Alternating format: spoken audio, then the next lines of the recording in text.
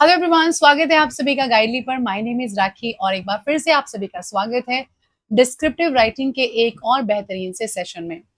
आप सब लोगों के कमेंट्स मैं हर एक सेशन पे पढ़ लेती हूँ, देख लेती हूँ और मैं ये भी समझने का ट्राई करती हूँ कि आप लोगों को कौन-कौन सी प्रॉब्लम्स अभी बहुत ज़्यादा परेशान कर रही है। वेल, अगर दोनों ही पार्ट में देखूँ कि एसेज और लेटर में से तो शायद जो एसे राइटिंग है वो बहुत बड़ा प्रॉब्लम है ना? वो बहुत सारे कंसर्न्स आप लोगों के लिए लेकर आ रहा है और कहीं न कहीं ये डाउट बना है कि मैम ऐसे राइटिंग कैसे करनी है, मार्क्स ना कटें, अच्छे मार्क्स मिल जाएँ, हमारा स्कोर अच्छा हो जाए, तो सब लोगों के मेनली कंसर्न्स यही हैं। वेल, इसी के ऊपर आज का सेशन बेस्ड रहेगा। आज हम लोग इस सेशन में बात करेंगे कि हमारे डिस्क्रिप्टिव राइटिंग का जो एसे राइटिंग होता है, उस ऐसे को बनाते कैसे हैं। कोई कहता है कि मैम सेंटेंस स्ट्रक्चर कैसे करते हैं, एक पैराग्राफ से दूसरे पैराग्राफ पे कैसे जाते हैं। तो ऑब्वियसली बहुत सारी चीजों को याद करने की जरूरत है, but I am gonna make everything easy for you. तो इस सेशन की सारी बातों को ध्यान से आपको समझना है, सुनना है। और एक सबसे जरूरी बात, सब लोगों को एक काम जरूर करना है कि जो भी चीज आपको ऐसी लगती है जिन्हें आप पहली बार देख रहे हो या पहले आपने वो रूल अगर नहीं सुना है, तो प्लीज आप उस रूल को जरूर से अपने कंटेंट में नोट करिए। क्योंकि देखो, आप सब लोगों ने एक नोटबुक तो जरूर बनाई होगी, तो अगर बनाई है तो उसमें सब कुछ जल्दी जल्दी नोट करते रहिएगा, ठीक है। अब आप मुझे एक सेकंड दीजिए और आई होप सब लोगों को अच्छे से क्लास विजिबल है, राइट? अच्छे से विजिबल है। क्लास के बाद ये जरूर बताइएगा कि कोई भी अगर दिक्कत या डाउट आया हो तो प्लीज आप उसे अपने कमेंट सेक्शन में जरूर डालिएगा, ताकि मुझे पता चल जाए कि और किन चीजों पे आप लोगों के साथ मुझे काम करना है, ठीक है। चलो आगे बढ़ाते हैं। डिस्क्रिप्टिव राइटिंग है a step by step guide by guidely. तो मैं और गाइडली दोनों मिलकर ट्राई करें कि आपके ज्यादा से ज्यादा नंबर आए और बहुत जल्दी आप ये गुड न्यूज लिखें कि आपका सिलेक्शन हो गया है। How to write the best essay. अब ये जो बेस्ट है ना, इस बेस्ट का मीनिंग क्या है? क्या ये बहुत सुंदर होना चाहिए? सब लोगों को टाइप करना है, राइटिंग तो यहाँ देखी नहीं जाएगी, तो फिर ये कैसा होना चाहिए? क्या इसमें बहुत डिफिकल्ट वर्ड्स होने चाहिए? क्या ये बहुत कॉम्प्लिकेटेड या थोड़ा कॉम्प्लेक्स टाइप होना चाहिए? वेल, आंसर शुड बी नहीं। ये होना चाहिए वो जो आपसे पूछा गया है। आपसे जो भी एक्सपेक्ट करते हैं ना, उन एक्सपेक्टेशंस पर खरा उतरना बहुत जरूरी होता है। अब ये एक्सपेक्टेशंस कैसी होती हैं? तो जब भी आपको ऐसे लेटर दिया जाता है, तो आपके बैंकिंग एग्जाम्स में आपके व्यूज को चेक किया जाता है कि किसी भी चीज पर ना आपके जो व्यूज है आप उन्हें कैसे स्ट्रक्चर करके लिखते हो। और जो भी आपसे पूछा जाता है उस पर्टिकुलर चीज पर आपका स्ट्रक्चर कैसे बना, क्या लॉजिकल सेंटेंसेस आपने बनाए हैं, क्या वो कोहेरेंट मैनर में लिखा गया है कि नहीं। ये सब एबिलिटीज हैं जो हमारी एनालाइज होती हैं हमारे डिस्क्रिप्टिव एग्जाम के ऐसे वाले सेक्शन से, ठीक है। हमारा ऐसे जो भी होना चाहिए वो जो भी चीज पूछी गई है उसके हिसाब से होना चाहिए, बिल्कुल भी ऑफ द टॉपिक नहीं जाना चाहिए, ट्रैक से उतरना नहीं चाहिए। दूसरा, जो हमारा लेटर राइटिंग होती है वो हमारे फॉर्मेट पर बहुत निर्भर करता है। सबसे इंपॉर्टेंट चीज जो है, अपने थॉट्स को ऑर्गेनाइज करना, which is absolutely the most important. इसी पे सबसे ज्यादा बात करेंगे। आप में से काफी लोगों का कहना है कि मैम, हम लोगों को बिल्कुल भी ऐसे राइटिंग की या फिर डिस्क्रिप्टिव राइटिंग का ज्यादा आइडिया नहीं है, हमारे बहुत सारे कंसर्न्स हैं। आपके सभी कंसर्न्स को दूर करने के लिए ये मेरा कोर्स है। इस कोर्स को आपको जरूर लेना है, क्योंकि इस कोर्स में मैंने 30 से भी ज्यादा रिकॉर्डेड सेशंस बनाए हैं और ये जो रिकॉर्डेड सेशंस है ये सब एक्सट्रीमली डिटेल्स में है। आप समझ सकते हो, अगर सिर्फ दो ही टॉपिक्स पे हमें पढ़ना है तो अगर 30 वीडियोस बने हैं, तो आप समझ सकते हैं कि हर टॉपिक को कितना टाइम दिया गया है।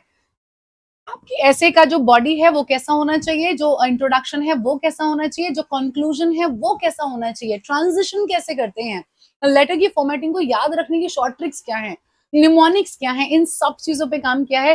कैसी वो कैब होनी चाहिए, even words as it is लिखे हैं, जो बहुत अच्छा स्ट्रक्चर है वो भी लिखा है। Everything is in their. तो ये आपको जाके लेना है। कोड लगाएंगे राइटिंग, ये जो 399 का है, इस पे 12% एक्स्ट्रा ऑफ आपको मिलेगा, सो ग्रैब इट नाउ।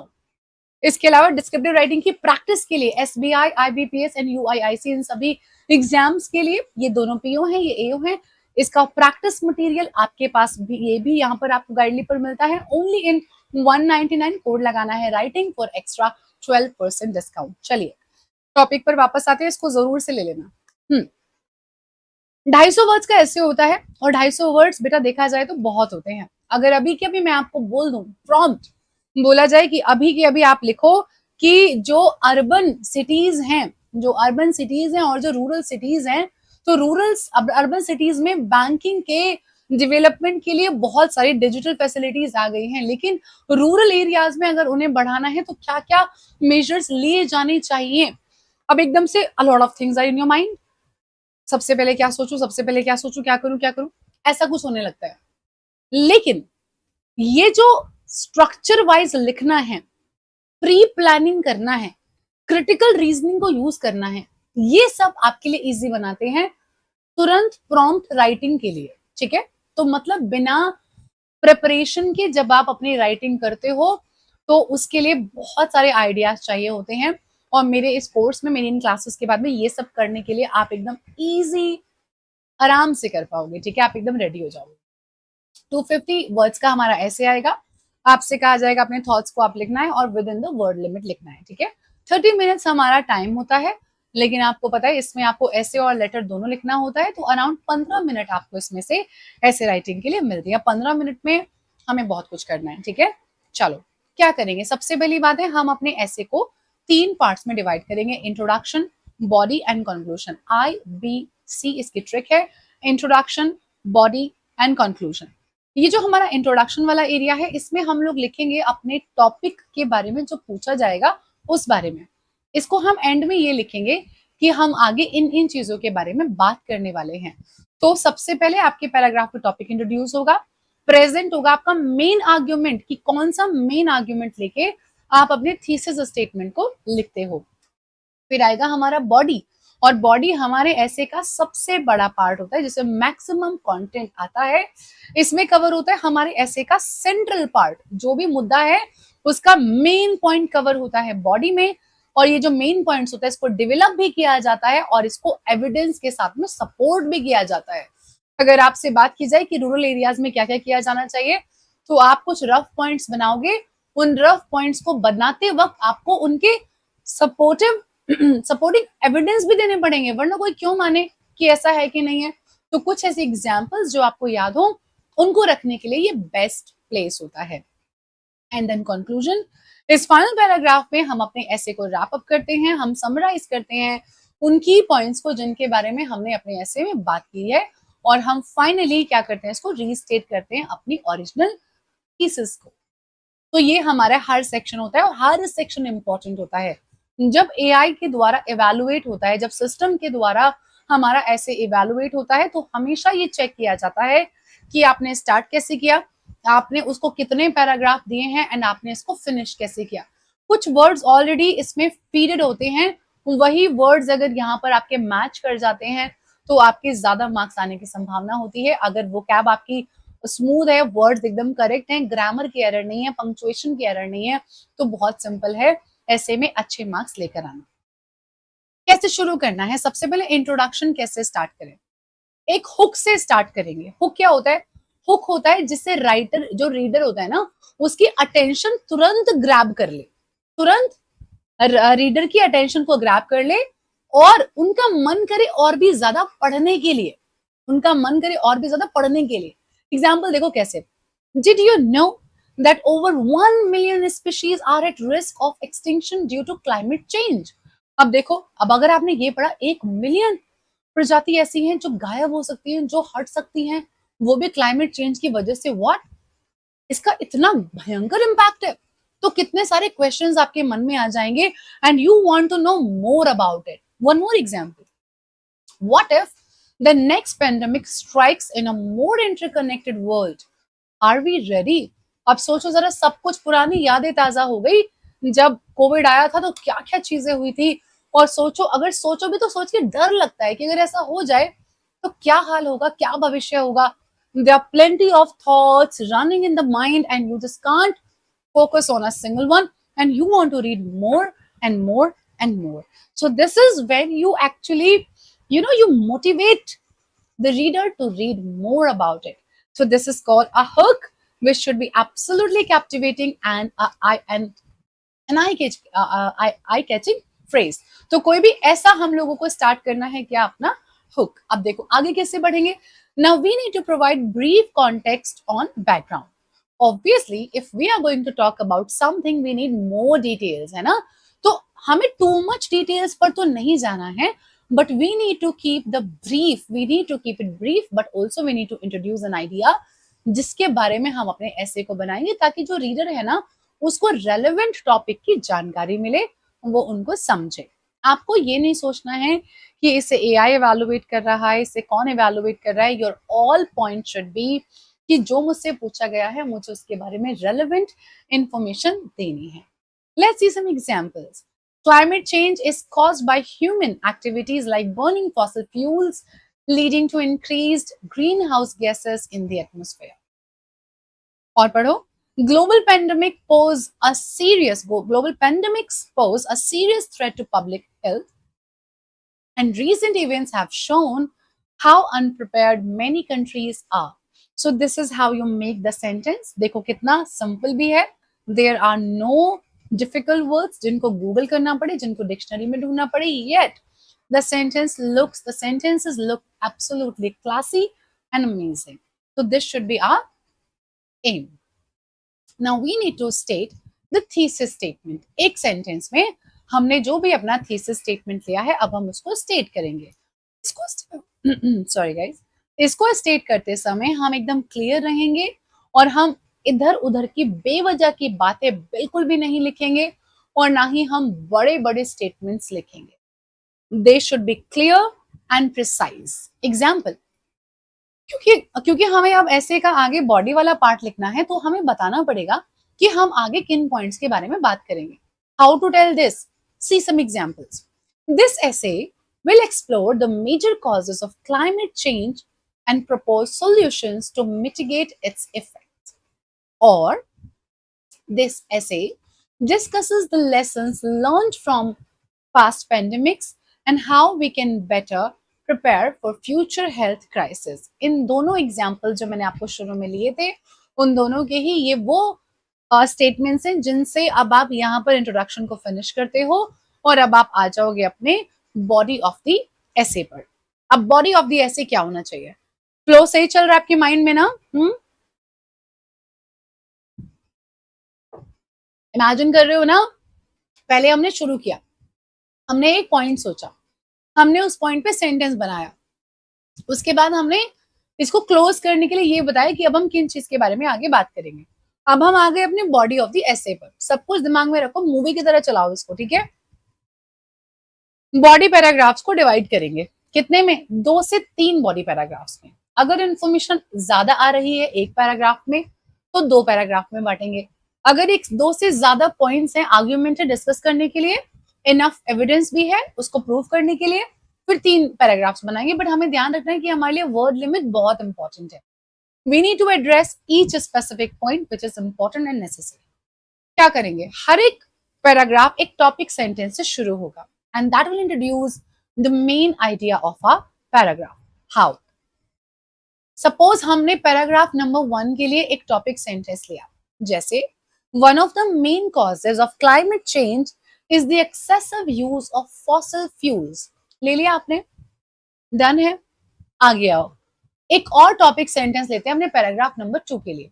एक का हो गया, सेकंड को लेते हैं. Another major contributor to climate change is deforestation, which reduces the Earth's capacity to absorb carbon dioxide. This is how we took our 2 topic sentences. अब हम इन्हीं के लिए करेंगे आगे बात. अब हमें अपने मेन पॉइंट को डेवलप करना है, ठीक है? हर एक पैराग्राफ जो हमने शुरू किया है उसका एक मेन पॉइंट होता है और फिर आगे उसको डेवलप किया जाता है. आप हमेशा अपने मेन पॉइंट को सपोर्ट करते हो किसके साथ में? उससे रिलेटेड रेलेवेंट फैक्ट्स के बिहाफ पे आप उससे रिलेटेड एग्जांपल्स दोगे और आप उससे रिलेटेड एक्सप्लेनेशंस दोगे. This is how you develop your main point. अब जैसे आपने कहा था कि आपने वहां पे क्या लिया, आपने यहाँ पे लिया कि हम फॉसिल फ्यूल्स का भयंकर यूज करते हैं. दूसरा आपने लिया डिफोरेस्टेशन. पहले हम ऊपर वाले के बारे में चलो बात करते हैं. Fossil fuels such as coal, oil, natural gas are burned to produce energy, releasing large amount of carbon dioxide into the atmosphere. This increase in greenhouse gases traps heat, causing global temperatures to rise. ये किया आपने क्या, इसके आपने और भी ज़्यादा कुछ फैक्ट्स रखे, कुछ एग्ज़ाम्पल्स दिए और कुछ आपने यहाँ पर एक्सप्लेनेशन रखी और बहुत ही ब्यूटीफुली आपके इस सेंटेंस को अच्छे से सपोर्ट करती है ये डिटेल। ईज़ी है? क्लियर है? एक बार यहाँ तक आराम से देखो, सिंपल एंड क्लियर है? ठीक है, आगे बढ़ाएंगे किससे? अब अपने सेकंड पैराग्राफ से। आ जाइए।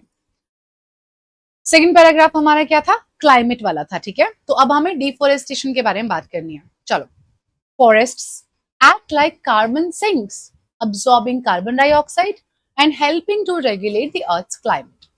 However, अब देखो जब भी however आता है ना, यहाँ पर हमारा जो पैरा होता है ना, वो क्या करता है? वो कॉन्ट्रास्टली अटैच होता है। मतलब अब हम कुछ ऐसा बोलेंगे जो यहाँ की चीज से जस्ट ऑपोजिट होगा। Deforestation for agriculture and urban development has reduced forest cover, intensifying the effects of climate change. अब जो सपोर्टिंग एविडेंस है उनको रखिए। अगर ऐसे छोटा है या बड़ा है, हमेशा अपने क्लेम को बैकअप करने के लिए हमारे पास डेटा होना चाहिए, स्टैट्स होने चाहिए, एग्जाम्पल्स होने चाहिए या फिर लॉजिकल एक्सप्लेनेशंस होने चाहिए। बट हमेशा ध्यान रखें, अननेसेसरी लेंदी नहीं करना है। अगर रेलेवेंट डेटा नहीं है तो इसका मतलब ये नहीं है कि वर्ड लिमिट को पूरा करने के लिए हम इररेलेवेंट डेटा लगा दें। That is absolutely wrong. तो जो भी आपके पैराग्राफ को सपोर्ट करेगा वो हमेशा रेलेवेंट डेटा होना चाहिए। कैसे? एग्जाम्पल देखो, according to the intergovernmental panel on climate change IPCC, that is always the right way. हमेशा पहले फुल फॉर्म आती है, उसके बाद में उसकी एब्रेविएट या एक्रोनिम फॉर्म होती है, ठीक है? Fossil fuel combustion is responsible for nearly 75% of global carbon emissions. Now, आपने अब एक रिपोर्ट को रख दिया, आपने एक पैनल की एक information they the. it actually gives the feel that you know a lot more about it and you are actually the one जो नॉलेज को possess करते हैं, which is a very good point, a very good point to impress the examiner here. Example evidence for paragraph number 2. The World Wildlife Fund WWF estimate करता है that 70% of the Amazon rainforest has been lost in the last 50 years, contributing to increased carbon emissions. हमने दोनों ही body paragraph को क्या किया? हमने evidence दिया और हमने उसे और भी ज्यादा इम्प्रेसिवली रेडी किया without adding too many details. Link back to the thesis. Paragraph के एंड में हमेशा ब्रीफली जो पुराना पॉइंट है उससे कनेक्ट जरूर कीजिए। इससे लॉजिकल फ्लो बना रहता है स्टार्टिंग से लेके एंड तक, और जो रीडर होता है वो कनेक्ट करता है हर एक डॉट को बड़े ही कायदे से। तो वो कनेक्शन बनाने के लिए हमेशा लास्ट में आते हुए ब्रीफली कनेक्ट जरूर करो पुराने वाले पॉइंट को, ठीक है? जैसे पहले पॉइंट का लिंक बैक देखो, reducing the use of fossil fuels through renewable energy sources is crucial in combating climate change. And let's see for the second as well, protecting and restoring forests is essential in mitigating climate change by enhancing the earth's natural ability to absorb carbon dioxide. So this is, you have, आपने सबसे पहले you have given an argument, उस argument को support करने के लिए आपने दी evidence और बाद में फ्लो को मेंटेन रखने के लिए आपने लिंक बैक किया अपने मेन थीसिस से। तो हमने अपना पॉइंट रखा, एविडेंस दिया, स्टैट्स दिए, डेटा दिया, रिपोर्ट्स दी एंड बाद में हमने उसको लिंक बैक भी किया।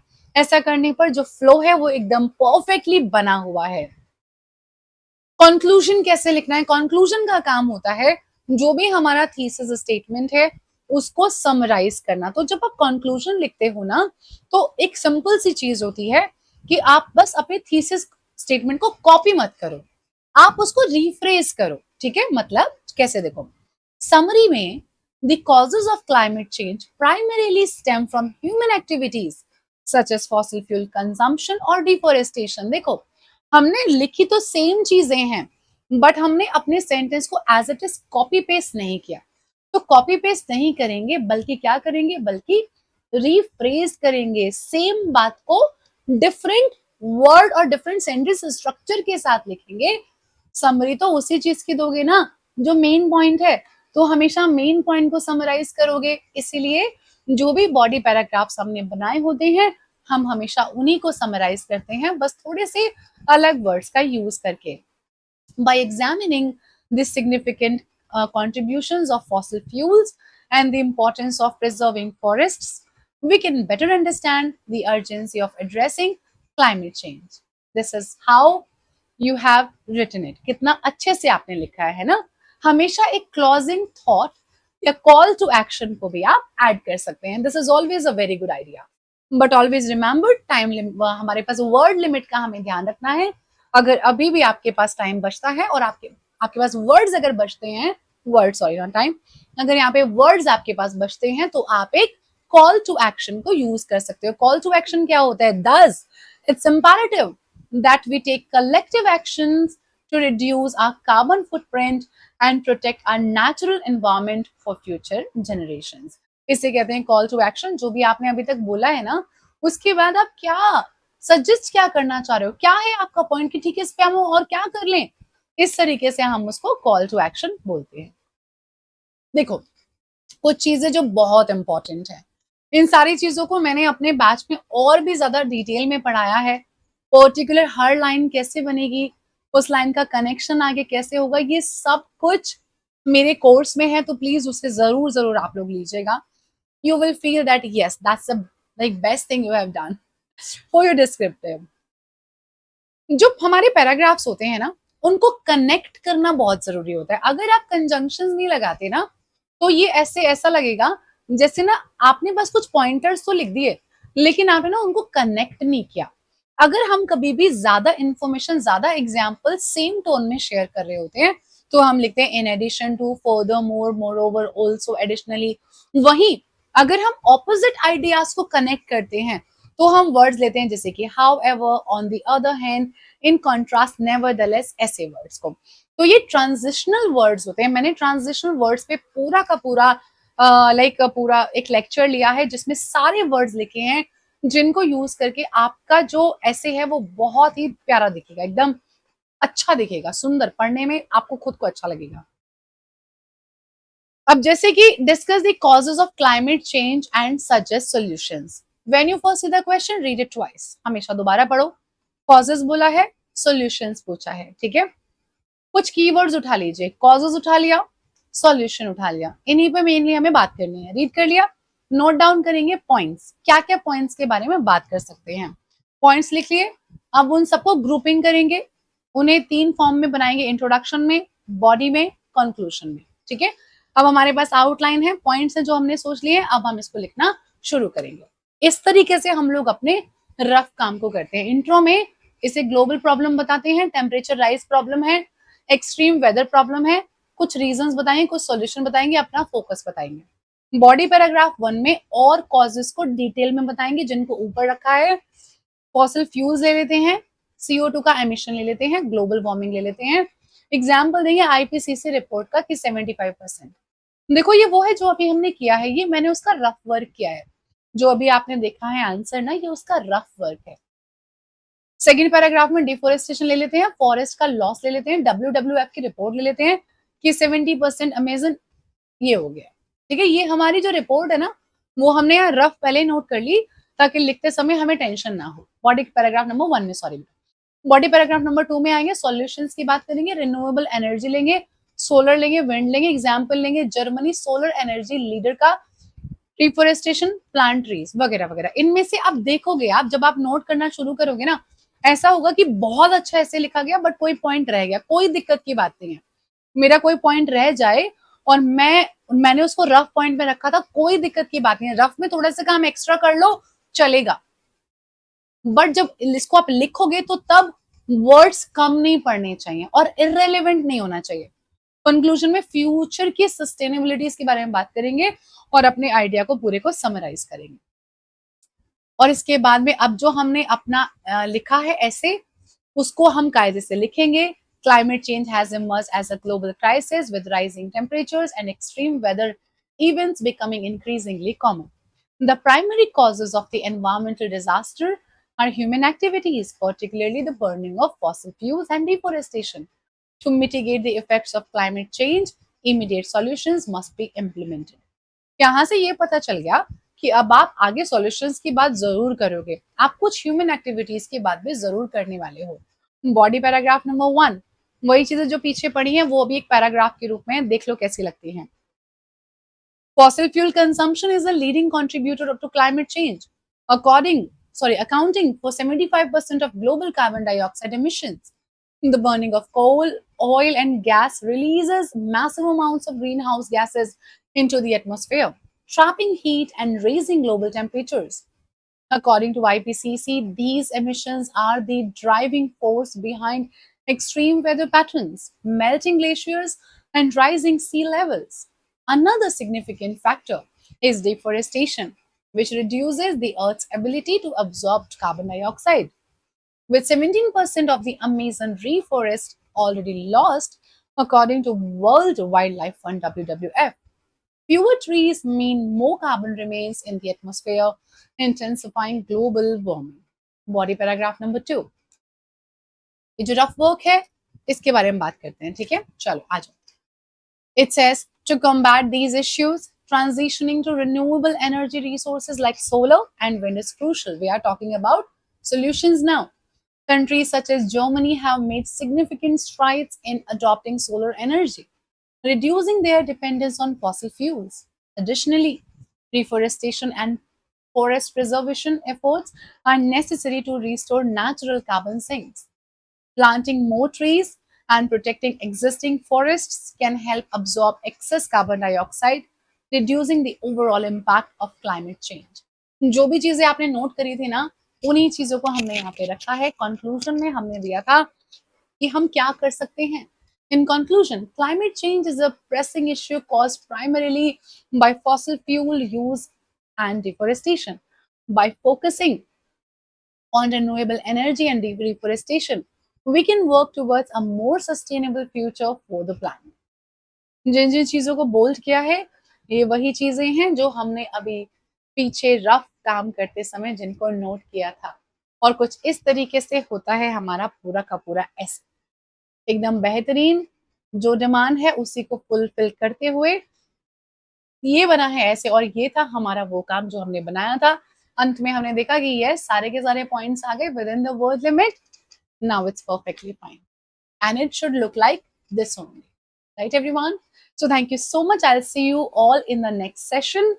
कमेंट में जरूर बताइएगा कि ऐसा आपको ऐसे कैसा लगा, ट्रांजिशन आपको कैसा लगा, जो भी हर पैराग्राफ के बीच का ट्रांजिशन है वो कैसा लगा, क्या इससे आपकी राइटिंग में हेल्प हुई है। साथ ही साथ होमवर्क में आपके लिए ये है कि आप सेम ऐसे को जो ये टॉपिक था इस सेम टॉपिक पर आप अपने डिफरेंट वर्ड्स के साथ में इसे लिखोगे। So write in your own words, आप इसे लिखिए और साथ में जो भी आपके इंपॉर्टेंट मेन थीसिस होते हैं, मेन की पॉइंट्स होते हैं जिन पर आप डिस्कशन करना चाहोगे, write them in the comment section below. Alright everyone, and once again I would say I have made that course for you जो कि बेहतरीन तरीके से डिजाइंड है, क्लासेस बहुत अच्छी हैं उसमें, जरूर जरूर उसको आपको विजिट करना चाहिए। Thank you so much everyone. Bye bye. I'll see you all in the next session. Till the time, take care and do practice a lot. Bye bye.